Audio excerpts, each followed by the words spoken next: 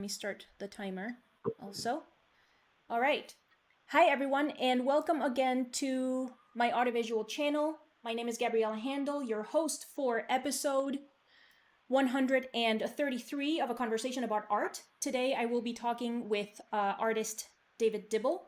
So, if you want to support the podcast, please check out the links in the video description. And David, please introduce yourself and please tell our listeners and viewers who you are and what you do. Okay, thank you, Gabriela. It's Yes. great to be with you. My name is David Dibble. I'm a visual artist, a painter, largely a landscape painter, and I focus largely on gallery paintings, but I also do some concept design for film, which for a lot of people seems like a very different thing than gallery painting, but actually is pretty similar. You're just changing the medium from digital to traditional paint. And so I have been a painter officially for, oh boy, it's kind of one of those things where I can't remember not doing it. Mm-hmm. But oil paint since my mid 20s, and then so about 23, 25 years, um, and digitally again for a similar amount of time.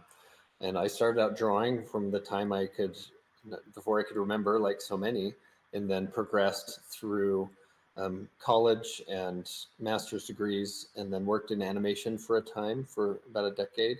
And then also was doing gallery painting. I taught at a university at Brigham Young University in Utah for 6 years, and then left to paint full time, which I do now. Okay. So, this mention of digital work, it's specifically for making the movie posters? Not posters. So, if you imagine a pipeline, like let's say building a house, right? Mm. There's a few people that design the house: the architect, the engineer, the interior designer. And then there's a whole bunch of people that build the house, the framers and the concrete people and all those people. And animation's the same. You have a design team that designs it and story people that do that. And then you have a lot of people who build the film in 3 dimensions and make it all work, and or whether it's hand drawing, things like that. So I was in the design team, and within the design team there's color artists, there's layout artists, and there's character artists. And so you within every for a film to happen, you need a story, an environment, and a character, right? Mm. Without any one of those three, it doesn't work. And so the color artist within the design team is largely trained via traditional painting. Mm. And so as I brought my traditional painting, oil painting, landscape painting skills to the table, and then they were able to plug me in as a color artist. So other artists would design and draw the environments and the characters, and then I would paint over them, kind of like a glorified coloring book, um, and make it look like they wanted it to look to tell the story with color and light that they wanted to tell. And then the people later on down the pipeline in 3 dimensions would use my paintings, my digital paintings, as a kind of test or as a guide to light the scene in 3 dimensions and follow my color paintings. Mm-hmm, mm-hmm, mm-hmm. Okay. That sounds really cool. It reminds me of kind of what happens sometimes with like comic books as well, because there's a guy that does the ink, meaning like, the outlines and text and stuff, and then there's a guy who applies color. I mean, there's another person who applies color. I'm not sure I knew that happens in movies, but it makes sense. It's a really collaborative process, it seems. Yeah, it really is. And when you think of like the art of books that you see come out for, if you've been to artist studios for movies and things, you'll see the inspiration paintings and things like that. Mm-hmm. That's a lot of the things that I was doing, right? So it's not procedural color in the sense of back in the day, if you were doing a hand done film, you'd have artists that were painting the set, each cell, right? And then Right. they'd flip to the next cell and they were painting on that. Or I wasn't doing that per se. But even within that animation, when they were doing it hand done, they had artists that were doing the character cells, and then other artists that were doing backgrounds in watercolor and acrylic, Right. that the cells would come on top of and the characters would move. So that background painting is more similar to what I was doing. Mm-hmm, mm-hmm, mm-hmm, mm-hmm, mm-hmm. Okay. Yeah, at first I sort of understood that it was kind. I mean, some movies still have that where they hire an artist to make a poster, to design a poster for the movie. I Right? think one of the more recent ones I can remember is the movie called Mank, Mank, I think, where and actually a graduate from the academy drew that.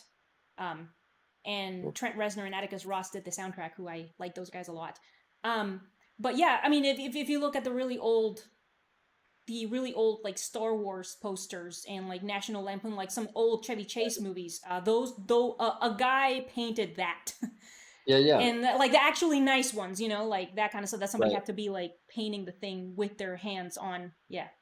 Totally. And that was typically an illustrator that they would go to, like Drew Struzan, right? Like all the Indiana Jones posters and Yes. things like that. Like he was like famous in the industry and amazing as a painter and artist. So yeah, Yes. for sure. Similar skill set, different application. Okay. Um.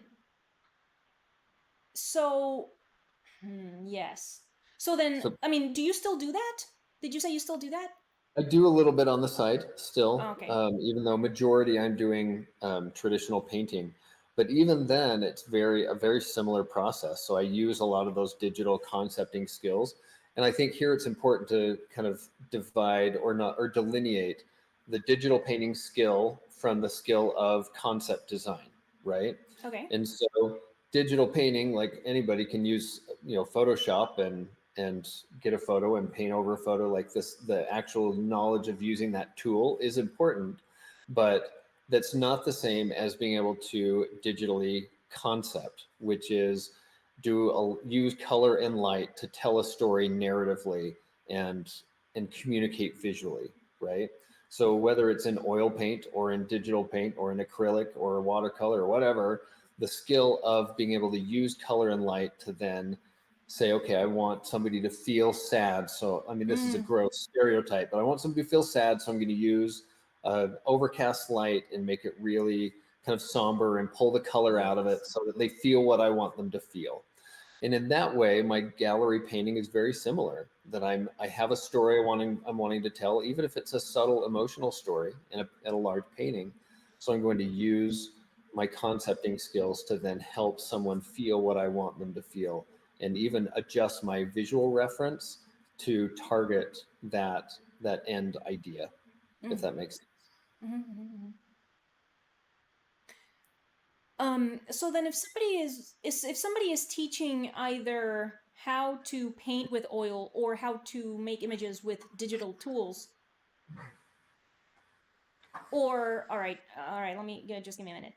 Um, if you, for example, I mean, I don't know if you teach landscape painting, but if you were to teach, if you're teaching landscape painting, does what you're calling concepting take part in the teaching of landscape painting, for example, or does it deliberately have to be taught? Because, for example, I don't know, if you go like at sunrise, for example, that I mean, that because that's what I'm understanding from the concepting part, that it's like you apply a deliberate kind of mood, sort of, to the image that you're depicting, because it's like, yeah, it's nighttime, but is it misty, is it hazy? It's like, is there a street light, and like the light of the street light is like kind of made diffused by the fog, or this kind of stuff, like that's kind of like a mood sort of thing. Is that what you mean? Yes, it is for Okay. sure. And so yeah, to your point, overcast is can be different depending on what you want to say, right? Mm-hmm, mm-hmm. And it could be sad, it could be threatening, it could be mysterious, it could be peaceful. And so it's using you adjusting those things in a way that then tells a specific story. But to your point, yes, I teach usually 2 workshops a year. Mm-hmm. My next one's coming up in Tennessee in October, and we Okay. still have one slot actually open. So I'm doing a lot within those workshops. I'm teaching a lot of color and value and composition, kind of the building blocks that then you can use to use those others to use those things narratively, if that makes sense. Mm-hmm. Sure. So, but they are for sure different skills. Like learning color and value and composition is one skill, and then like using how to apply those in a conceptual way is a different kind of a different workshop for sure. Okay, so then, I mean, based on what I understand from what you're saying, I mean, would you agree, or do you think, or would you agree that learning first the composition and getting the accurate color, this type of stuff, precedes being able to make, uh, a mood scene type, a conceptual type? Absolutely. Okay. um, which is why um, when I was hired at Blue Sky Studios, because I could plein air paint pretty well and paint landscapes pretty well, they felt like, well, we can teach you the digital stuff because I didn't have a lot of digital experience at that Right. point. It was just Right. oil painting. They said, well, we can teach you the tool and we can help you learn how to apply this in a conceptual way. But having those base understandings of how to abstract the environment into shapes, how to understand value in a simplified structure, just the basic painting, landscape painting skills from time eternal, like those are critical to be able to do the other, right? Um, so, I mean, it's like anything, like you have to know how to ski before you can start, doing tricks. Sure. Yes. So do you think that those things, like not just the foundational skills that you're referring to, meaning how to make the bigger shapes of the landscape and then kind of polish them into the actual shapes of representational forms, and then the conceptualizing with color and making a mood and everything, do you think that could be learned exclusively using digital tools, or do you think that it is necessary to have the skill with analog tools? Hmm. That's a really interesting question, Gabriela, and something that you're seeing people within the film industry grapple with a Mm. little bit. And in the last, I don't know, 30 years ago, the only people that had those skills were the traditional artists because Right. digital painting was such in its infancy. Mm. And so for the first generation of, all the Pixar movies and Disney movies that we know of, those were still artists who had come from the traditional world and were bringing those skill sets to bear and then learning digital tools to express them. Mm. But now you have had a generation or two of artists who are going through schools and learning specifically on the digital tools from the get-go.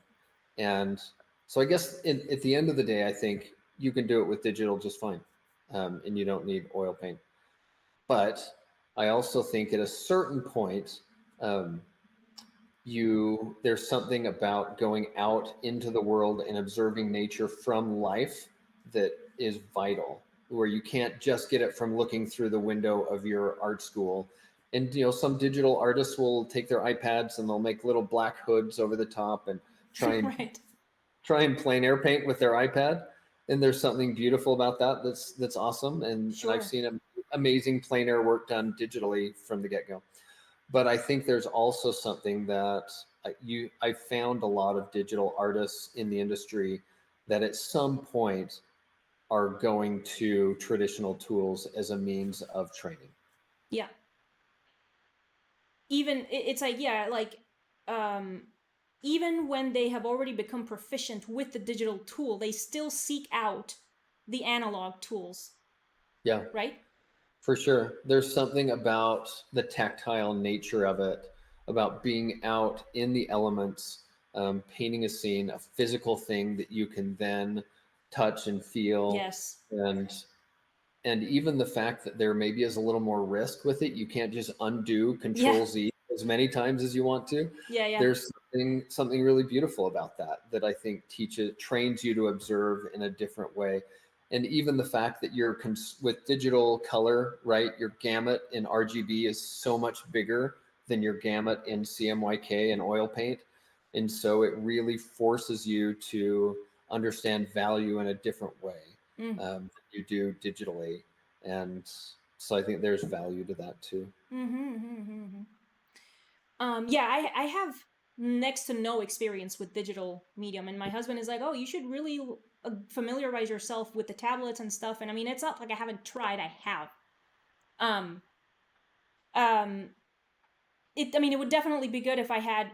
more actual experience to kind of back up in a way what I'm about to say, but I'm going to say it anyway. Um, because because you can't hide with the analog stuff behind certain things. Like you said, like the undo button.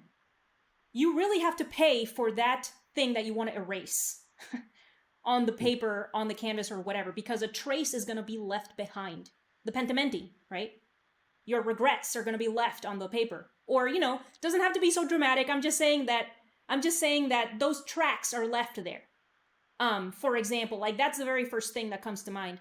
The second thing that comes to mind is that, like, yeah, kind of dealing with the physicality of the graphite, of the oil paint, kind of dealing with that also. It's like now you have an issue with a solid object, with a solid substance that you touch, you know?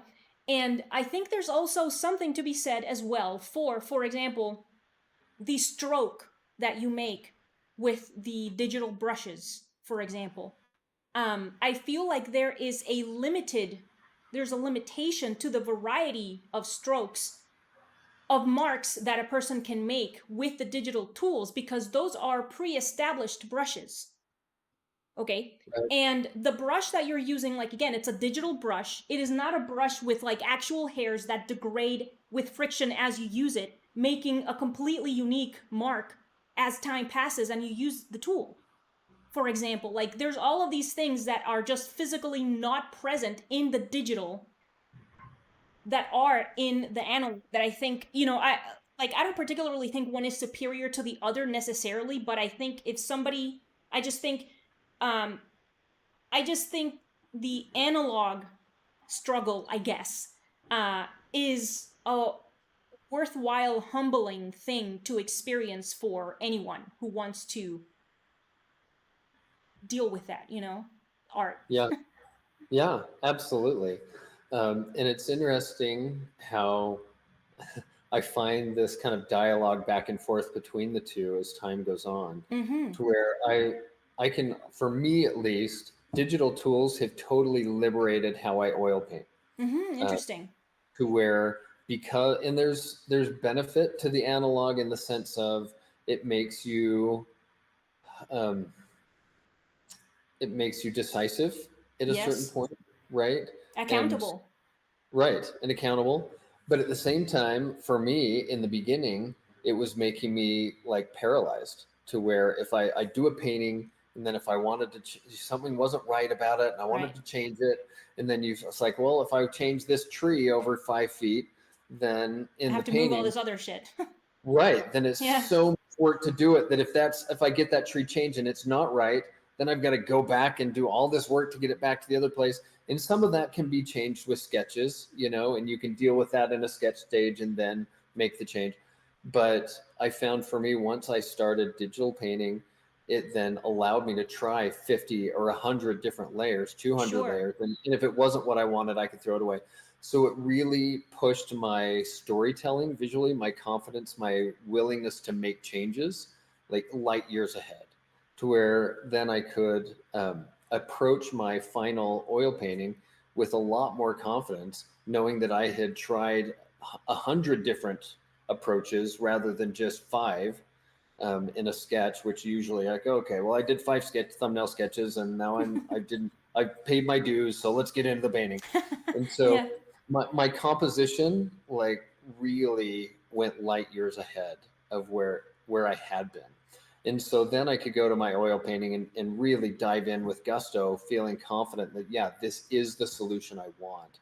And now I'll go back and forth. So I'll get to my first kind of basic lay in, say, okay, I think the painting is roughed in, established like I want. I'll take a picture of it, then I'll go back into Photoshop in concept over the top of it. Say, okay, what if I change this? What if I change that? And then paint that. That becomes my new reference. Now I paint from that. Now I'll take another picture of that. And I'll go back and forth and back and forth. And it really helps me problem solve in a powerful way.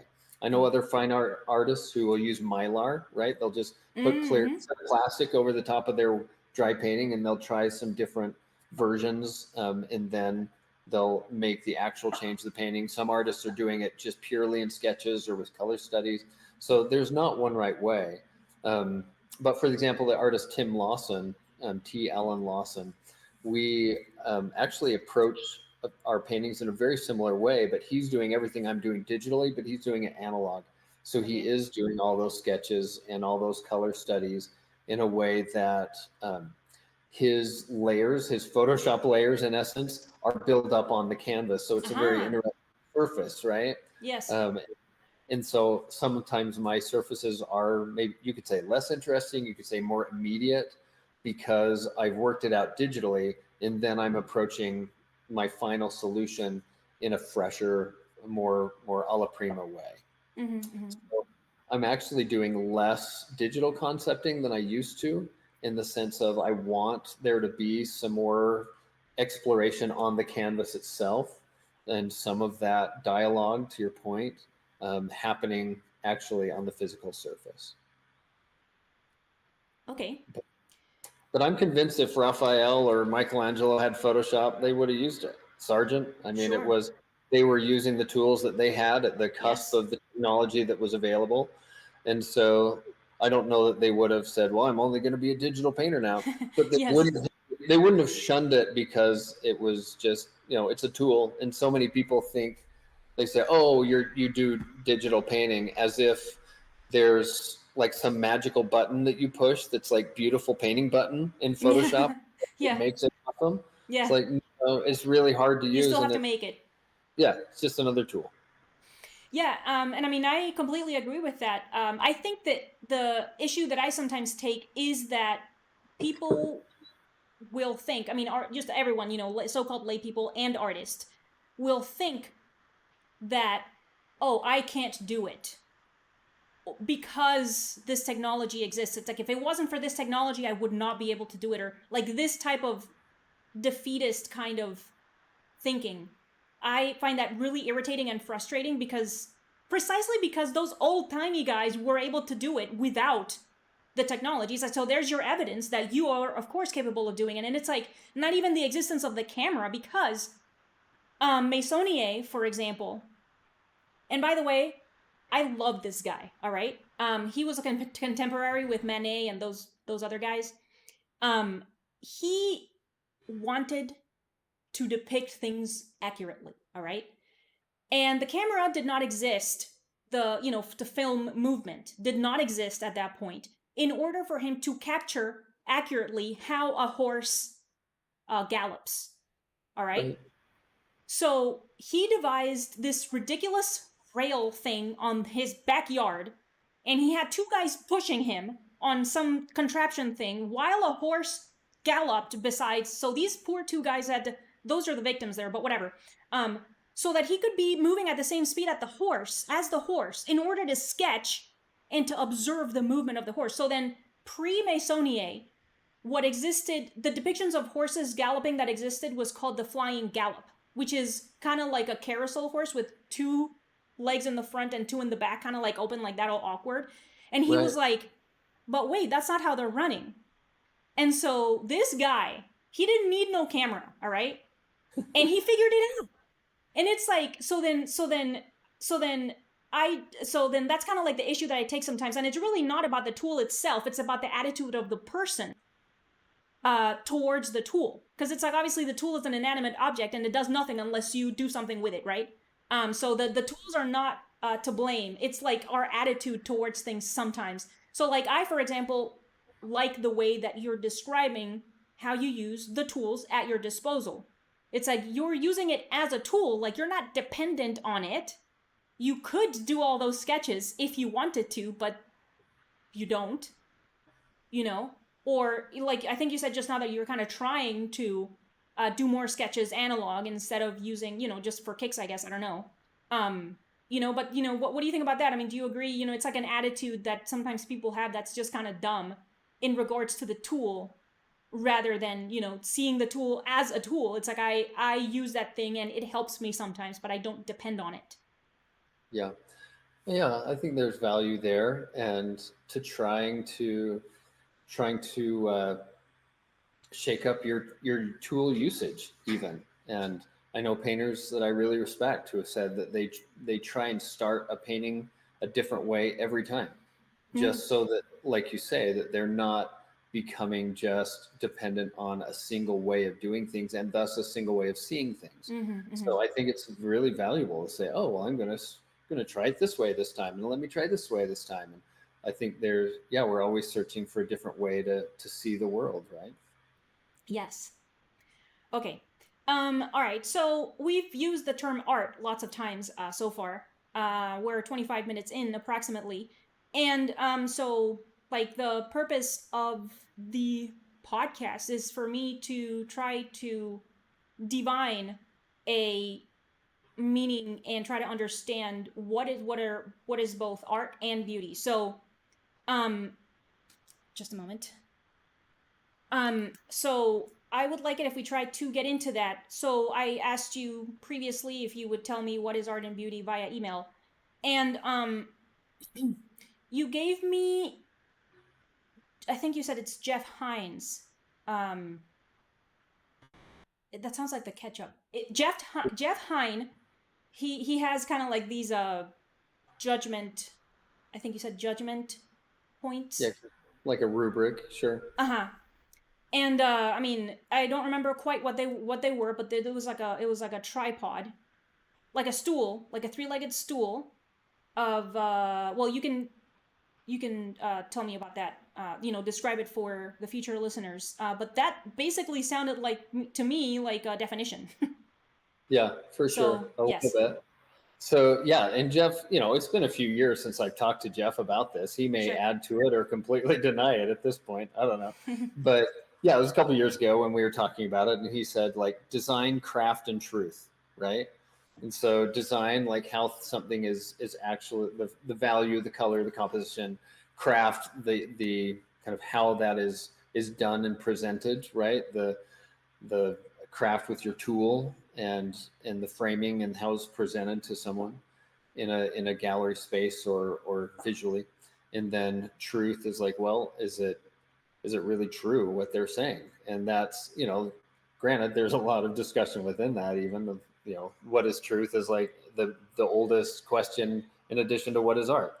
But um, but that's the idea of say, okay, like, or something that is beautifully designed, but maybe not as the craft is shoddy on it, maybe, right? Like maybe their skill with the brush isn't quite there yet. Maybe the framing isn't there yet. Like presentation matters, in my opinion, and as I have seen, and a lot of modern art has tried to kind of push that narrative that presentation doesn't matter, and that it's only the concept is the idea is the only thing that Right. matters. And and and conversely, I think the criticism of representational art has been the opposite, that there's no idea behind it, it just is all craft, right? You make it quote unquote beautiful, but it's kind of dead inside. There's nothing there. And so I think there has to be, I can see a balance of those two.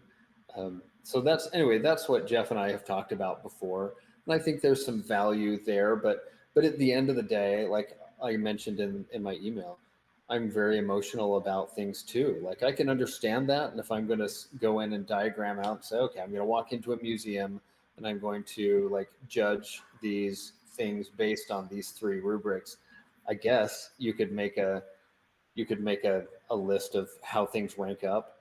But it's kind of like at the beginning of Dead Poet Society when they're reading the rubric of poetry, and he has to tear that page out because he's like, look, like in the end, like these things that we're creating, we're not just purely logical beings.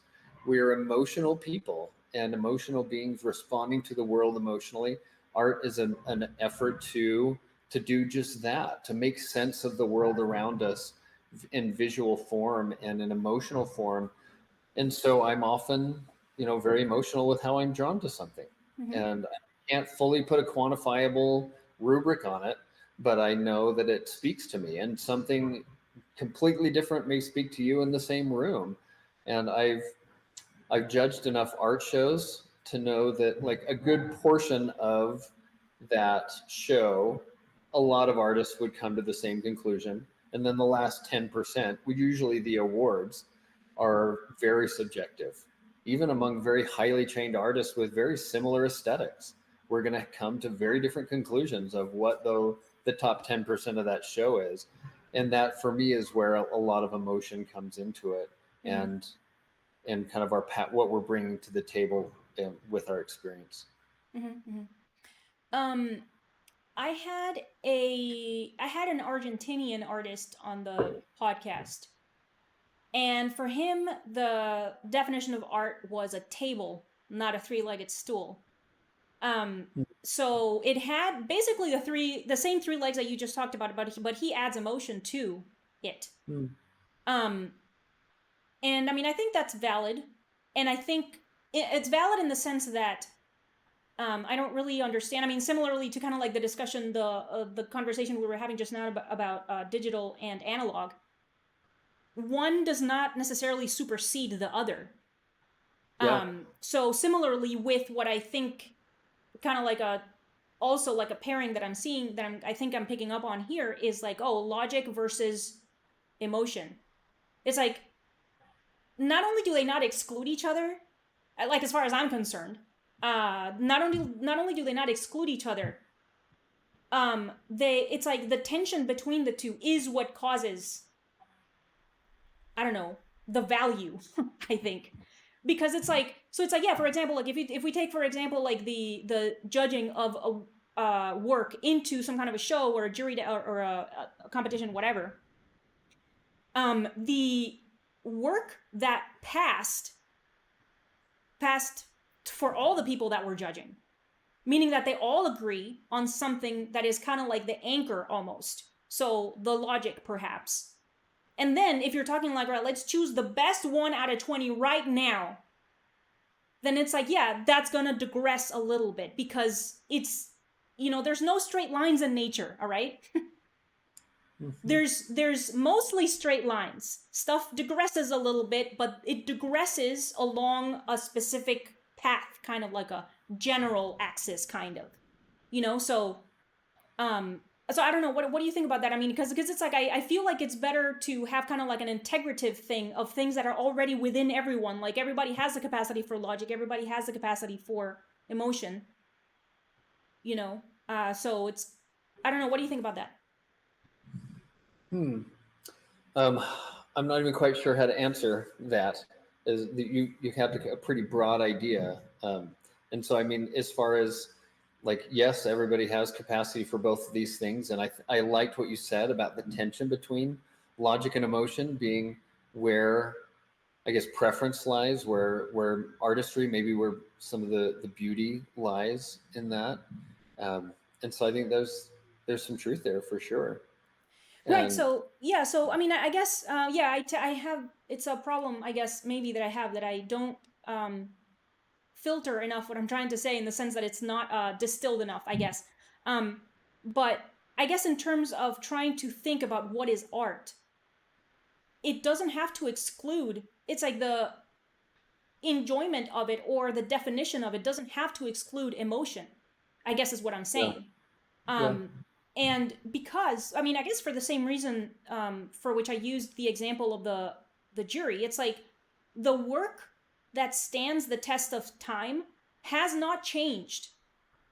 All right, whether you like the one guy more than the other guy is, that's another thing. So it's like, it's kind of like also like the relationship between truth and perception, because it's like this one thing, and I'm just gonna rant about it. In recent somewhat recent past, the expression "my truth" has emerged, and I can't tell you how fucking unbearable it is to me. All right, because that doesn't exist. All right, there is one truth, and what you have is your perception.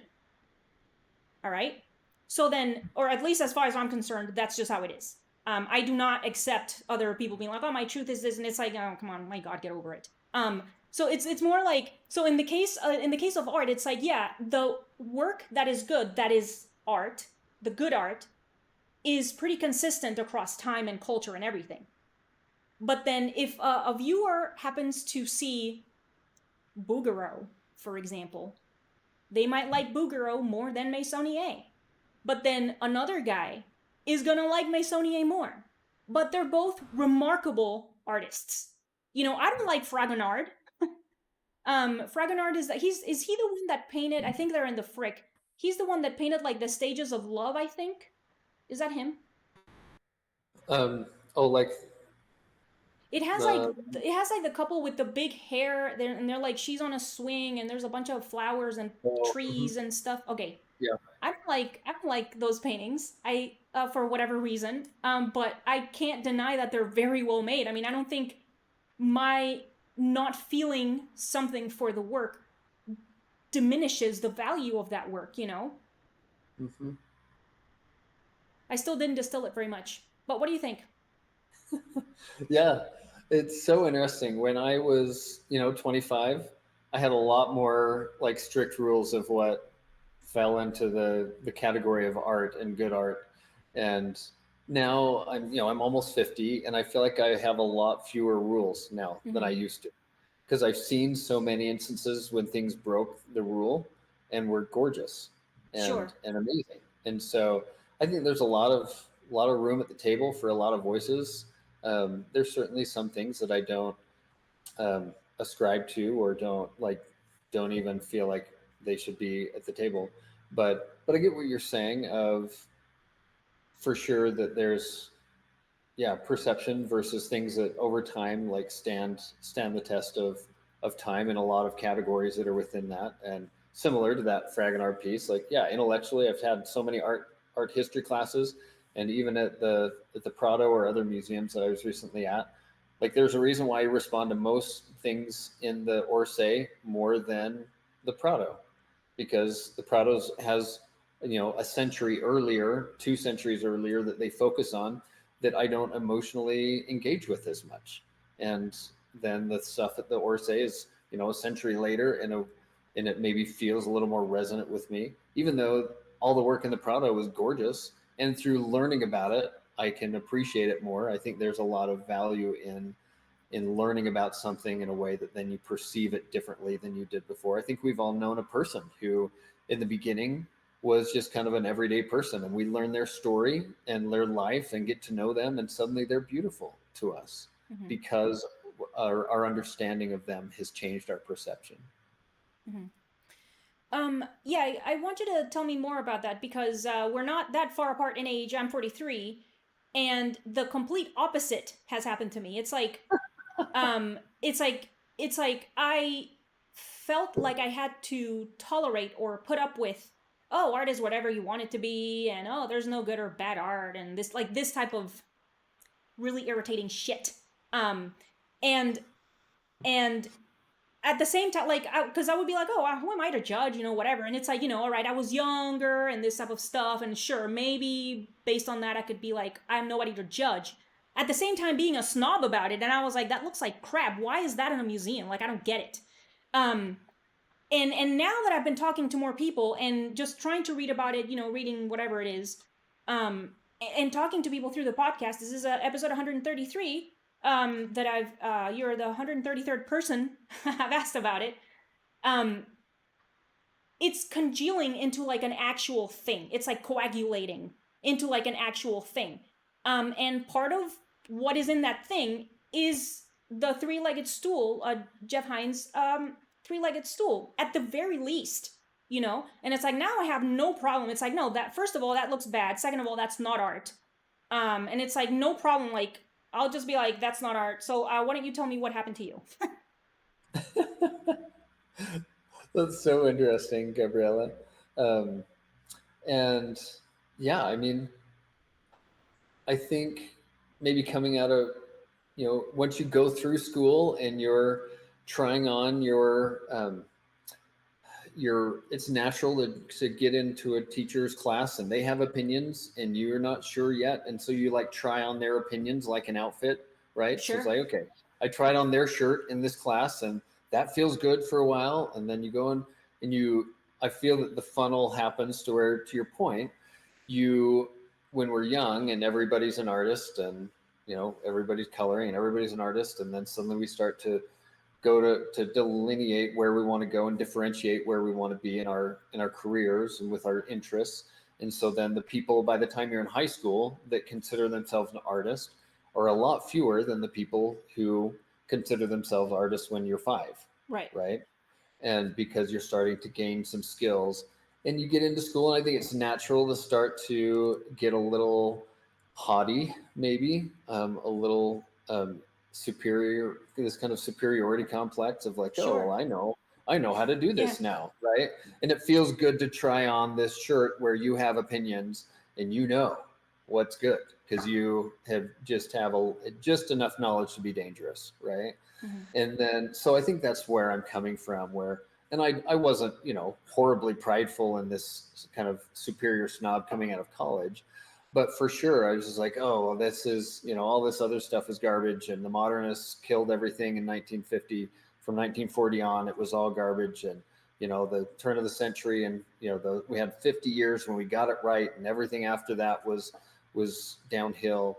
And in a lot of representational programs, that's kind of the opinion that you'll get, especially in a lot of ateliers where we Hmm. like to think that we have the truth and this kind of corner on the market, and everybody else has it wrong. And then as I've gone to museums and I'm thinking of a piece in um, the Norton Simon Museum in Pasadena, and I'm forgetting even the artist that did it, but it's a massive abstract piece, and it's mostly orange with this little bit of white and black line on the side, Hmm. and it's gorgeous to me. Like I just sat in front of this piece and was like stunned by it, and still remember it every time I go back to that museum and think of my favorite abstract piece ever, and that's one of them. And so then I started to see like Richard Diebenkorn and how he was dealing with the landscape abstractly in he and Wayne Thiebaud in San Francisco in the like 70s, 80s, and seeing how he was both flattening perspective and dealing with abstraction within the landscape, and then coming to see how really like at the base of it, all landscape is abstract painting. And until Right. you can be an abstract painter, you can't really be a landscape painter. Sure. And so I think those ideas would have been hard for me to understand at 20 or 25, where I was just discounting out of hand anything that was abstract because I was a representational artist and was I doing, see. you know, was painting the truth. And as I started to see other people deal with abstraction and with conceptualness Hmm. more broadly, I realized, oh, like actually there's some beautiful things. Now, my feeling is within a lot of genres, there's good and there's bad. There's a whole lot Sure. of bad abstract art, and there's a lot of bad representational art. Yeah. Uh, things that maybe are kitschy and things like that. Um, but I think you start to say, okay, like art with a capital A, is there different levels and degrees within that? Is there a lot of what I would call like decorative painting and like things that Sure. are more in that interior designers love because Mm. it's just decoration, It right? Like matches the couch. yeah, like mall art, hotel art, Right. right? That Yeah. we call it art, but really at the end of the day, it's mostly just decoration. Hmm. And there's a reason why that's different than piece at the Orsay or high art, if you want to call it that. um, and so I think, yeah, there's a if I was pinned down on a piece, could I tell you like, yeah, I think this is like really high art and great art? Is this decorative art? Like where does it fall within that scale? I'd have opinions on that, as anybody would, but maybe I'm lumping some of that stuff into the same pile and saying, okay, we'll just talk about art generally, but at the end of the day, I for sure have opinions about things. Okay. Um, I mean, I think that sounds great. Because I mean, it still discerns a little bit. Like it isn't anything can be art, and it isn't Yeah, whatever you say is art is art. Um, yeah, and I guess before we move on to the next subject, I want to run this by you because I'm curious now. Because I've been thinking that abstract art doesn't exist in the sense that we don't think or do stuff or make images out of nowhere. Um, because everything that we say, we do, we think, everything, all the images that we make are all derived from something else. And they're all, it's like the parentage sometimes is really far back. Like, if, I mean, I'm sure that just off the top of your head, you can think of something that is referencing Alphonse Mucha, for example. All of the 70s posters, this type of stuff. You see what I'm saying? Yeah, So, yeah, it's like there's this whole family tree, I guess, of where images have come from. And I mean, obviously, way further back, it's like, oh, Picasso thinks he blew people's mind with the triangle nose, and it's like, yeah, go to the Met and look at the shit from 500,000 years old, like the little Venuses with the triangle nose, and it's like you're not inventing anything. So it's like, um, I guess that's why I think that abstract art isn't actually abstract. It's just you're still referencing something that you saw, and it's still like, yeah, there's of course still good, well made, well done abstract work, and shittily done abstract work. So it's like, like you still made it, and you still had to work on it, and you still had to make compositional decisions, color relationship decisions, you know, size decisions, presentation decisions, this type of stuff. You see what I'm saying? yeah.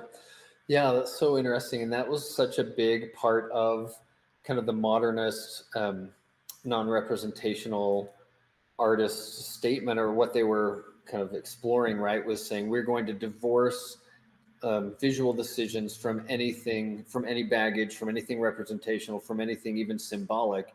And it's just is going to be about the color or about the texture. Like we're going to completely remove it.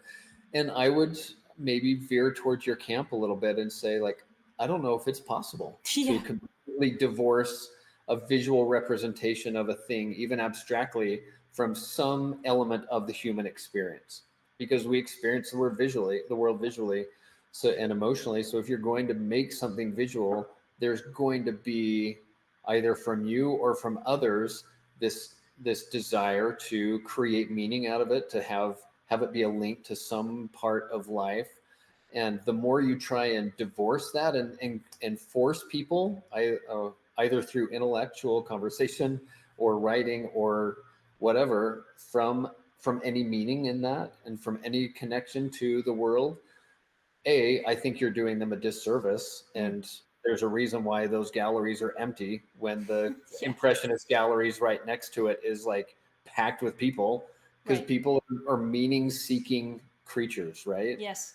And um, so yeah, that's where I'm like, I don't know. I think you may have lost me a little bit in the pages of writing, trying to convince me that there's no connection to anything in the world in this piece.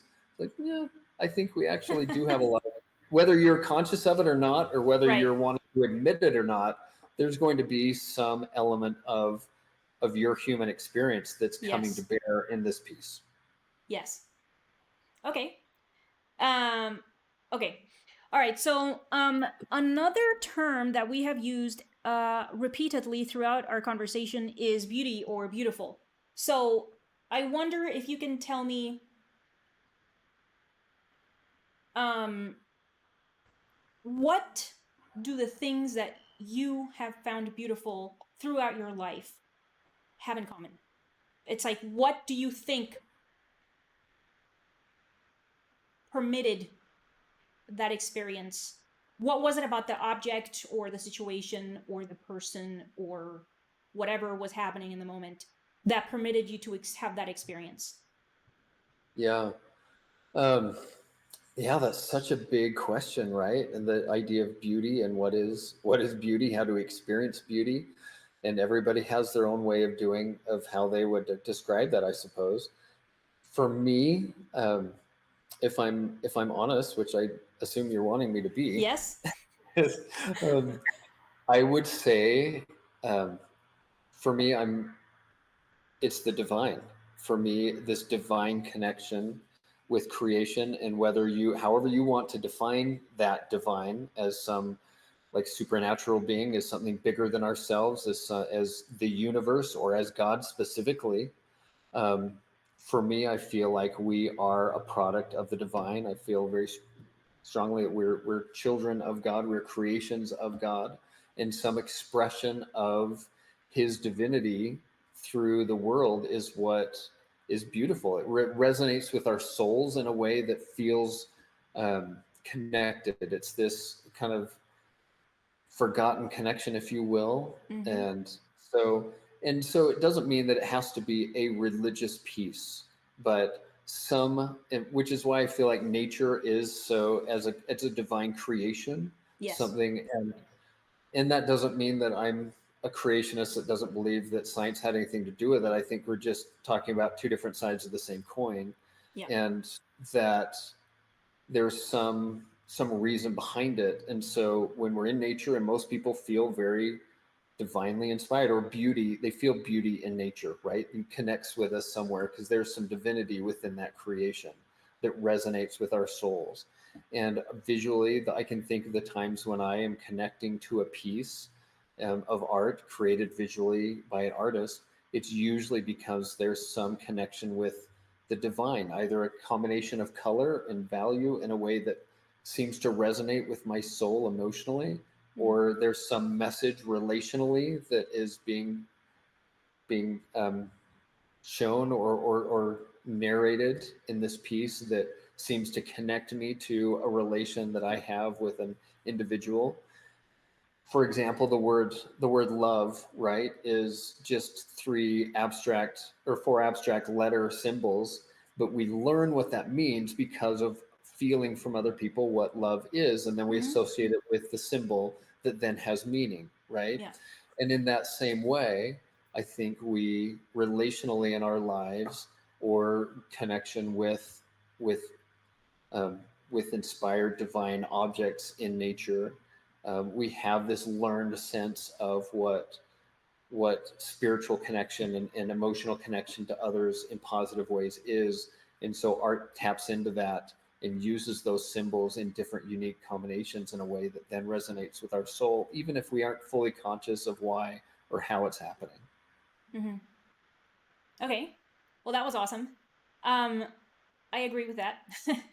And so, all right. So it's not the first time that the divine has been brought into This the conversation. yeah, into the picture when talking either when whether talking about art or beauty. And I think that's very interesting. So, just like a little tangent, I've actually been kind of deliberately looking. I mean, I didn't know that you were Catholic or Christian. I don't know what denomination, Um, the but Church of Jesus Christ of Latter-day Saints, the okay. Mormon, if you want to call that. Okay, so I mean, I didn't know, but I have been looking for that, like deliberately, when I look for people to talk to on the podcast, because there seems to be a connection there. And so I just want to, talk about that stuff, I guess, and ask and learn.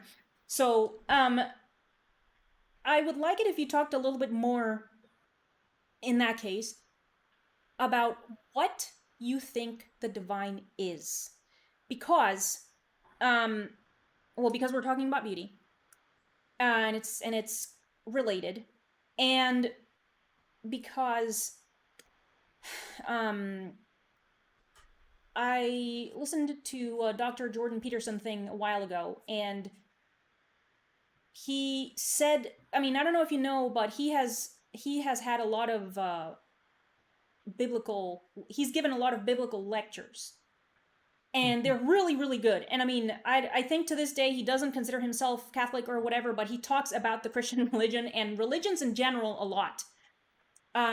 He's a psychologist, and he talks about them and thinks about them a lot in the psychological sense, meaning like, what are we trying to say with this stuff? That's kind of the premise of where he's coming at it from. Um, and so, and by the way, it's really good. It's mind blowing, and I think he's done more for for Christian religion than anyone. It's like other people can only wish they could do what he has done for, anyway, whatever. The thing is that he talks about the divine or God in that case as kind of like a meta goal, or like a meta ideal.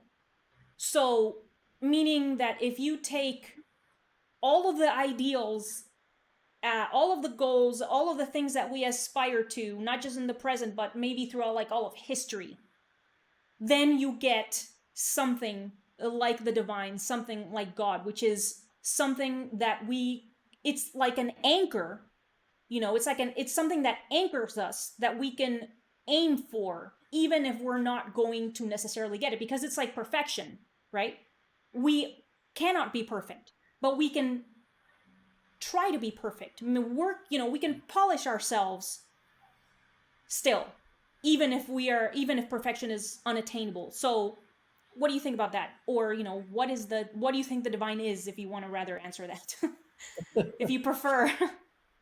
Yeah, I mean, I can talk about both of those things. Yeah.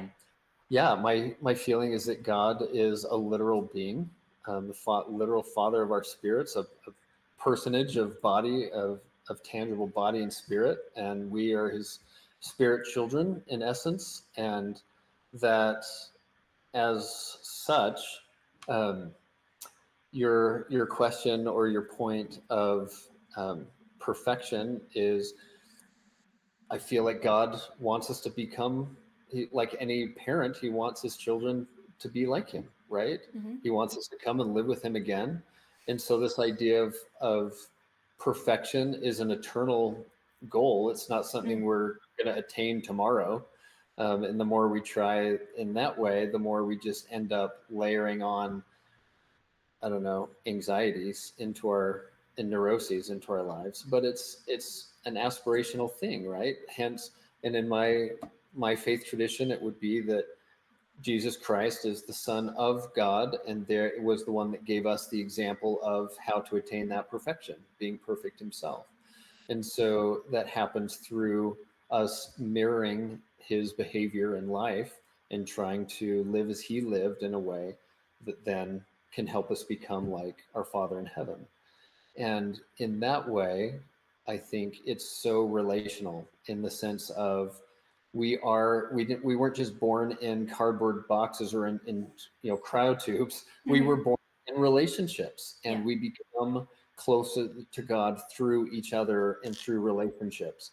And so the relationships we have in our lives are so vital because they're helping us become, as we're able to serve others, as we're able to love others and be loved in our imperfections, as we're jointly trying to do the best we can and become better. And there's, I feel like, divine sparks in us that make us, lead us to want to be better as individuals and to treat each other as we would want to be treated, and to love. There's something divine in that. And so in that way, yeah, I feel like perfection is this aspirational thing. And if you want to talk about that as connected to beauty, as a kind of beauty as a resonant or an echo of that divine perfection that we're seeking towards, I think there's a connection there.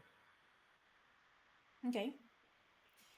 Um, yeah, as I'm listening to you talk, I'm thinking also of another pairing, I guess, with what what some people think is kind of like oil and water almost, because you have, like, oh, the what we're talking about, like divinity and God and stuff, versus science and evolution and stuff. They're like, oh yeah, it's like one excludes the other, this type of thing.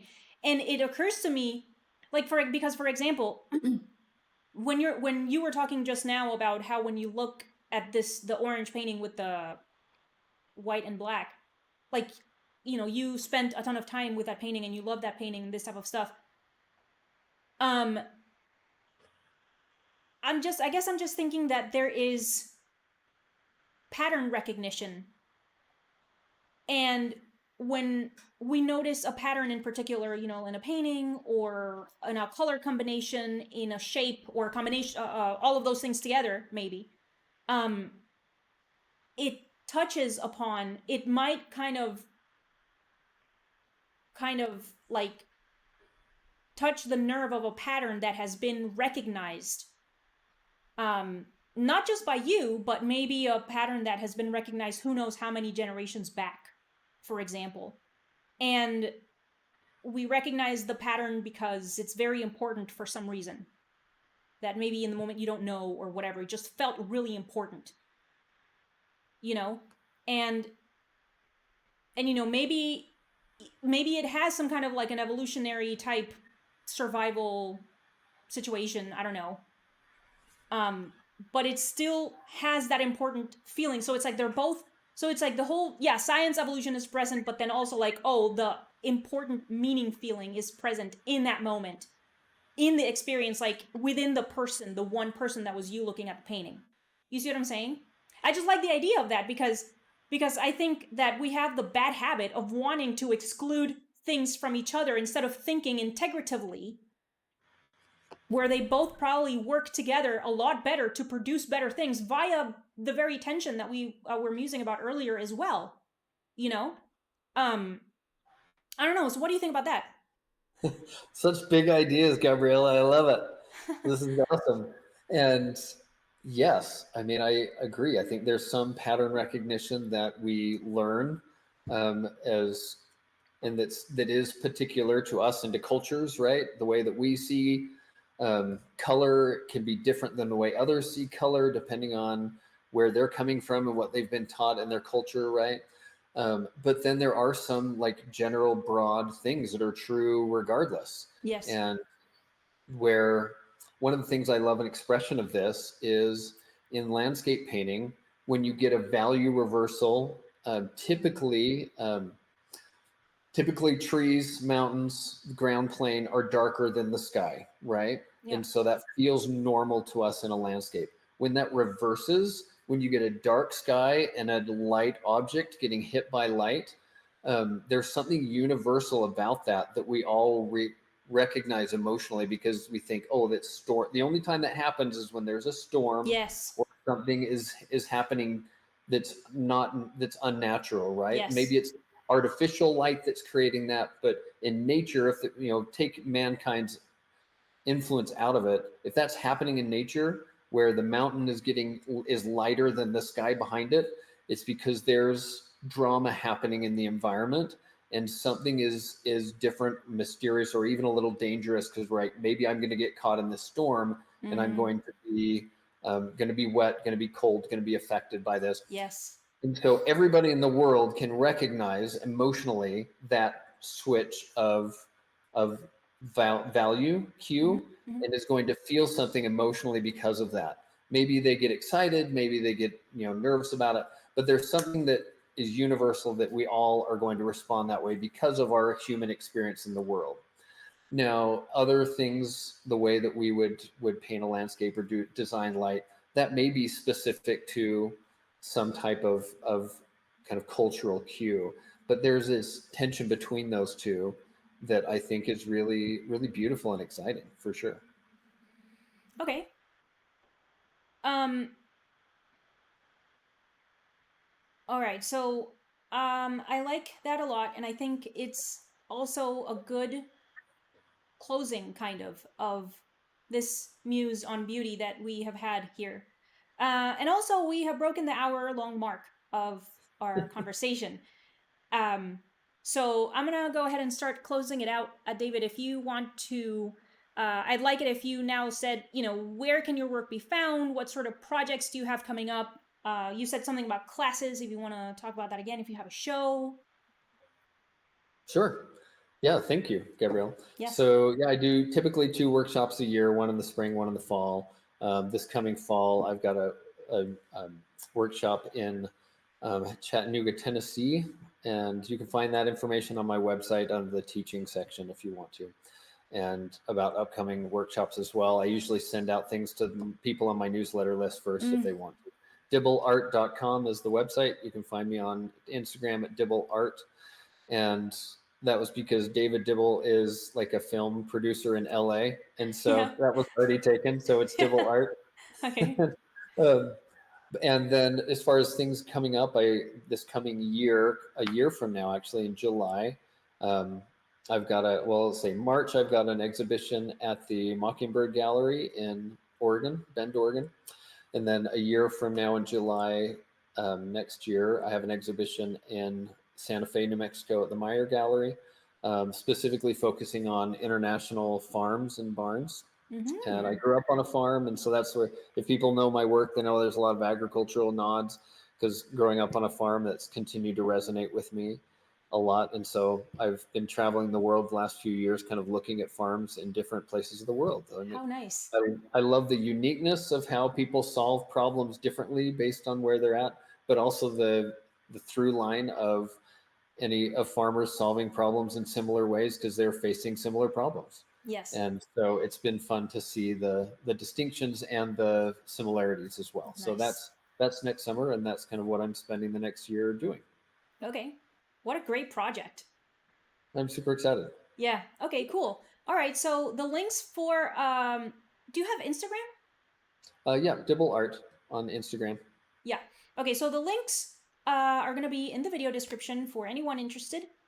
So, all right. Well, thank you very much, David, for chatting with me today and tolerating the diatribes. And thanks everyone for watching and listening. And make sure to check the video description for all pertinent links to support David and the podcast. And see you next time. Bye. Thanks, Gabriela.